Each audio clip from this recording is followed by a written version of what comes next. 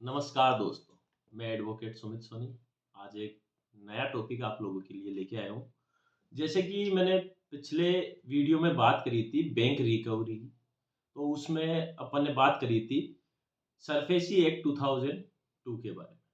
आज SARFAESI act के बारे में बैंक की क्या प्रोसेस रहती है सरफेसी के अंदर, उसकी कंप्लीट प्रोसेस के बारे में हम बात करेंगे। दोस्तों सबसे पहले ये जानना जरूरी है कि सरफेसी एक्ट कहाँ एप्लीकेबल होता है। कोई भी बैंक या फाइनेंशियल इंस्टीट्यूट से आप सिक्योर्ड लोन लेते हैं और वो सिक्योर्ड लोन आप रीपेमेंट करने में समय लगा देते हैं या रीपेमेंट नहीं कर पाते हैं तो बैंक सरफेसी की कार्यवाही शुरू कर देती है। तो सरफेसी की कार्यवाही में बैंक क्या क्या करती है, आज हम उस बारे में बात करेंगे। जब भी हम कोई सिक्योर्ड लोन बैंक से लेते हैं तो उसकी ईएमआई बनती है। अगर कोई भी इंस्टॉलमेंट कंटिन्यू 3 बार या 3 इंस्टॉलमेंट हम देने में चूक कर जाते हैं तो हमारा अकाउंट एनपी हो जाता है। एनपीए मतलब नॉन परफॉर्मिंग एसेट्स। इसके बारे में भी हम पूरी विस्तृत चर्चा करेंगे एक अलग वीडियो में। अभी हम सरफेसी की प्रोसेस के बारे में बात कर रहे हैं। इसमें क्या क्या प्रोसेस रहती है और उस प्रोसेस में क्या क्या होता है उसकी भी एक विस्तृत वीडियो हम अलग से बनाएंगे। अभी हम इस वीडियो के अंदर सिर्फ प्रोसेस की बात करेंगे, किस प्रोसेस से बैंक चलती है। तो जब भी हमारा अकाउंट एनपी हो जाता है तो एनपी होने के बाद बैंक हमें 13(2) का एक नोटिस सर्व करती है जिसे डिमांड नोटिस कहते हैं। ये डिमांड नोटिस 60 दिन का होता है। इसके बाद में अगर हम पेमेंट नहीं चुकाते हैं, डिमांड नोटिस के बाद में भी अगर आप पेमेंट नहीं चुका रहे हो तो बैंक नेक्स्ट स्टेप पे आती है 13(4) का सिंबॉलिक पोजीशन का नोटिस।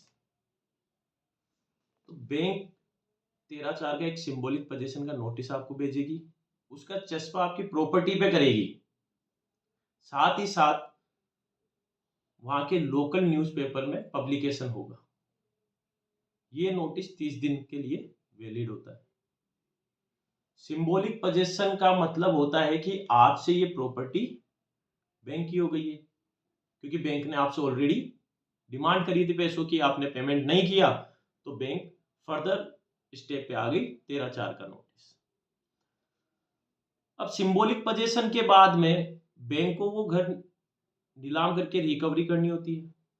तो उसके लिए बैंक सबसे पहले सेक्शन 14 डीएम कलेक्टर के यहाँ फाइल करती है। डीएम से वो परमिशन लेती है संबंधित प्रॉपर्टी पे कब्जा लेने के लिए। पुलिस प्रोटेक्शन मांगती है कि हम उस प्रॉपर्टी पे कब्जा लेने जाना चाहते हैं तो हमें पुलिस का प्रोटेक्शन दिया जाए। डीएम ऑर्डर जब आ जाता है उसके बाद में बैंक उस प्रॉपर्टी पे जाके कब्जा लेती है। कब्जा लेने के बाद में बैंक उस प्रॉपर्टी का ऑक्शन करती है।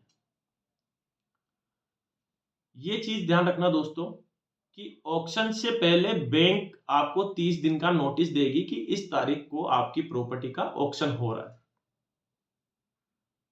जिस भी बोरोवर की प्रॉपर्टी का ऑक्शन होता है वो बोरोवर भी उस प्रॉपर्टी के ऑक्शन में भाग ले सकता है। वो बाउंड नहीं है कि वो भाग नहीं ले सकता, वो भी उस ऑक्शन में जा सकता है, उस ऑक्शन से अपनी प्रॉपर्टी को बचा सकता है। साथ ही साथ इस ऑक्शन नोटिस को वहां के 2 न्यूज़पेपर, एक इंग्लिश और एक वहां का लोकल लैंग्वेज पेपर में पब्लिकेशन कराना जरूरी होता है। उसके बाद में ऑक्शन होने के बाद में जो भी पेमेंट आता है बैंक उससे अपनी रिकवरी करती है। अगर पेमेंट एक्स्ट्रा आता है, जैसे मान लो बैंक को 1 लाख रुपए की रिकवरी करनी थी और प्रॉपर्टी का ऑक्शन 1,40,000 रुपए में हुआ है, तो रिकवरी अमाउंट के बाद में जो भी रिमेनिंग अमाउंट बचती है वो बोरोवर को वापस कर दी जाती है। और अगर रिकवरी अमाउंट से कम अमाउंट में प्रॉपर्टी ऑक्शन होती है जैसे 1 लाख की रिकवरी थी, ऑक्शन 80,000 में हुआ, बैंक अभी भी 20,000 रुपये बोरोवर में मांगती है। तो उसके लिए बैंक 20,000 की रिकवरी के लिए फिर से एक सूट फाइल करेगी। ये चीज जानना बहुत जरूरी है दोस्तों, क्योंकि कई लोग ये देखते हैं कि बैंक ने हमारी प्रॉपर्टी बेच दी, हम भी फ्री, बैंक भी फ्री। अब बैंक हमसे कुछ नहीं ले सकती क्योंकि प्रॉपर्टी तो बैंक बेच चुकी। लेकिन ये बात ध्यान रखना दोस्तों, जब तक बैंक अपना पूरा पैसा रिकवर नहीं कर लेती तब तक वो सूट फाइल करती।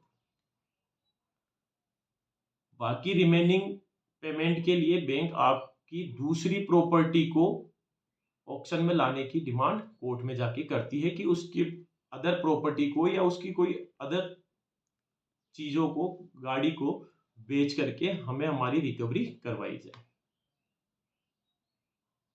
तो इस चीज का ध्यान रखो दोस्तों कि खाली प्रॉपर्टी बिक गई, रिकवरी पूरी नहीं हुई और आप सोचो कि आप फ्री हो गए, ऐसा नहीं होता। अब ये बात हो गई कि बैंक लोन की रिकवरी कैसे करती है।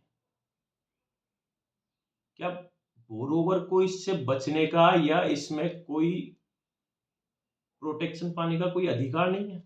ऐसा नहीं है दोस्तों। ये राइट केवल बैंकों के पास ही नहीं है।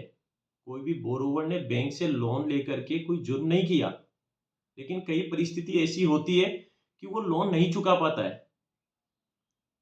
तो उसके लिए भी कानून में कई प्रोटेक्शन दिए गए हैं, जिसके बारे में हम नेक्स्ट वीडियो में बात करेंगे कि बोरोवर को क्या सुविधा दी गई है, बोरोवर क्या फर्दर स्टेप्स कर सकता है कि वो इस प्रोसीडिंग से बच सके, अपनी प्रॉपर्टी को बचा सके, बैंक के लोन को चुका सके।